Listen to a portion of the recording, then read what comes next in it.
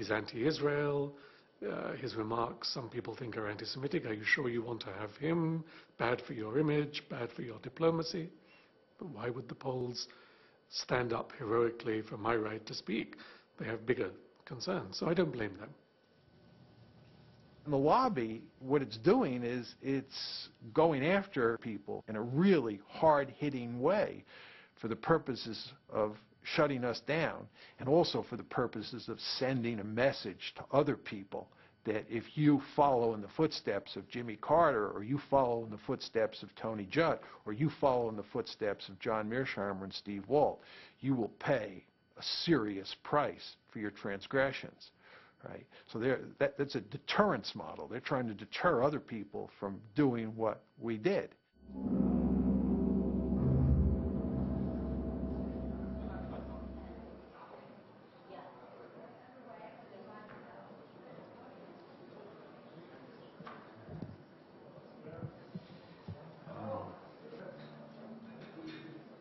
I was wondering if you can comment on the fact that in the press in the United States you are called an anti-Semite and demonizing the Jewish state concerning Human Rights Watch reporting in the Lebanon war.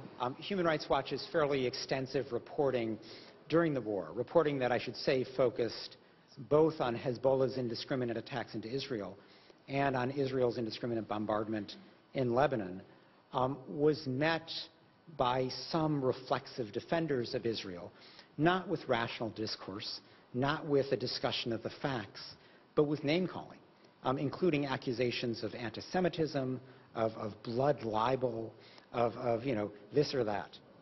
We're used to being attacked by, say, the governments who we're criticizing. But in this case, the Israeli government was actually rather quiet.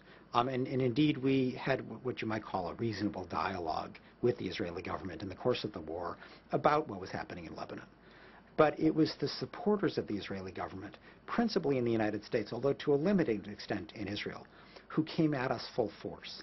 And that was unusual, because we rarely encounter that kind of coordinated attack by ostensibly private individuals, people who had no official position with the Israeli government, but who had assumed for themselves the position of reflexively defending Israel, regardless of its conduct. It's going to be a big political fight. We'll be working in it. Thank you so much, and good luck to you, sir. Thank you. Does it matter that you are Jewish?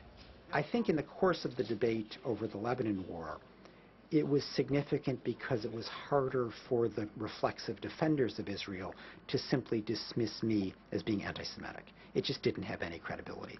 My father fled the Nazi Holocaust. My mother's parents fled pogroms in Poland and Belarus.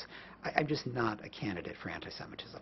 And while there is the old kind of tired line of self-hating Jew, it doesn't describe me either, and nobody even really bothers with that kind of criticism anymore. Why?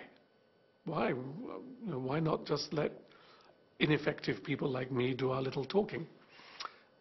Here we have to come back to something else. It wasn't always like this. It began in the 70s. With the rise of identity politics in this country, where it became fashionable and eventually politically and economically normal for people to think of themselves as Black Americans, Italian Americans, Irish Americans. No one says, I'm a Jewish American.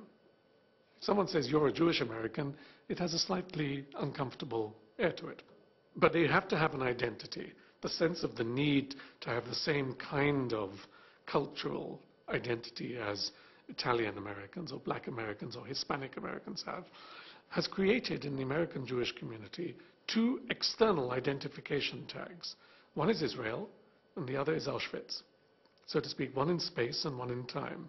To be a Jew is to be moved by the memory of the Holocaust and to identify with Israel, even if you have no personal connection with the Holocaust and you've never been to Israel, which is true for most of them.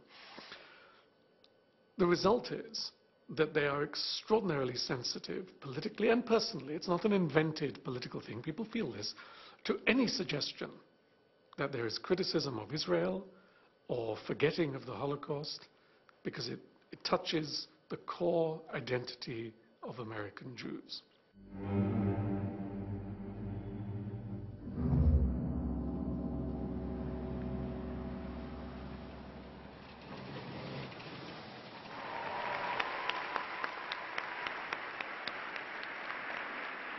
The state of Israel was the dream of your ancestors, made a reality by your grandparents and your parents. Every year, AIPAC has a conference where they bring in their supporters from around the country. They meet in Washington, a very powerful group that attempts to affect legislation and other aspects of U.S. policy on the Mideast. And it's sort of a gala affair. There's a Hollywood element where they produce these videos that show, they get people all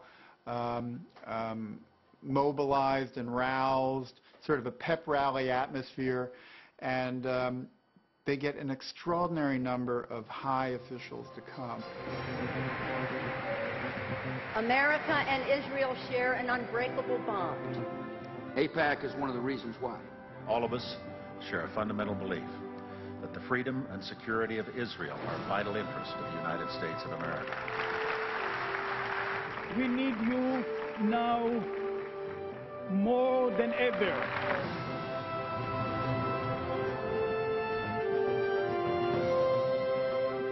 It's become like it's a ritual where the officials have to go to sort of show that they are on AIPAC's side.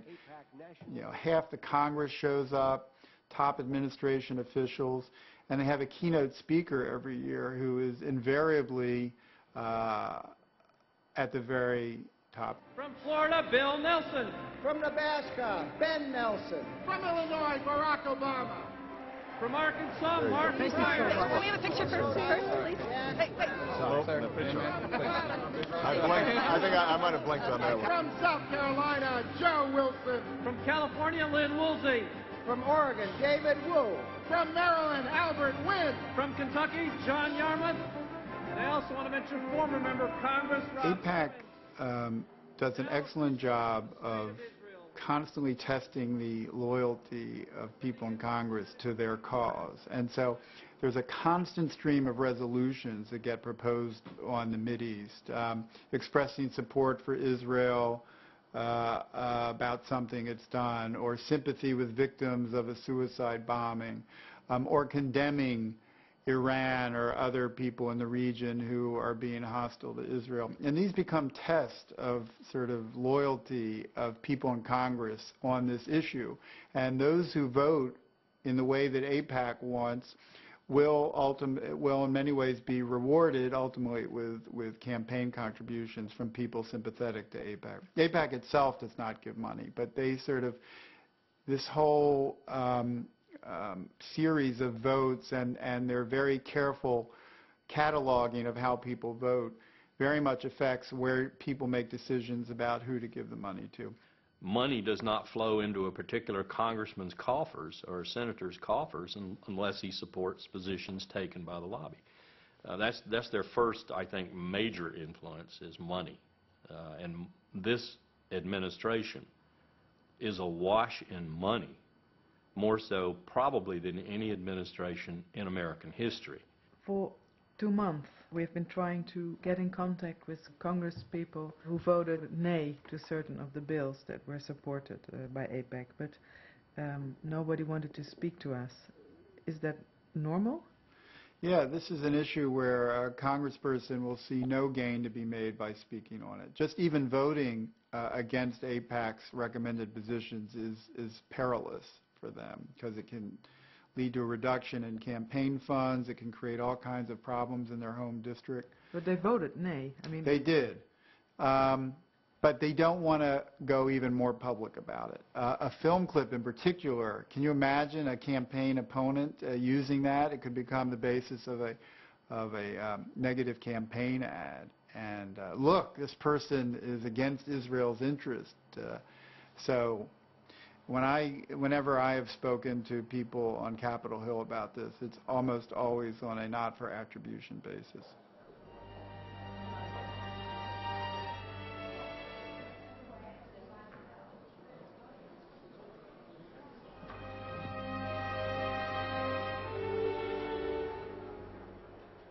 I was told off the record once by a very prominent Democratic senator. We were at a meeting in Paris, and was late in the evening, we were sitting in a hotel, he was talking about the Middle East, and he was saying things about Israel which were very similar to the criticisms that I would make. And so I said to him, "But you never say these things in the Senate. Why not? Is it because you're worried about the Jewish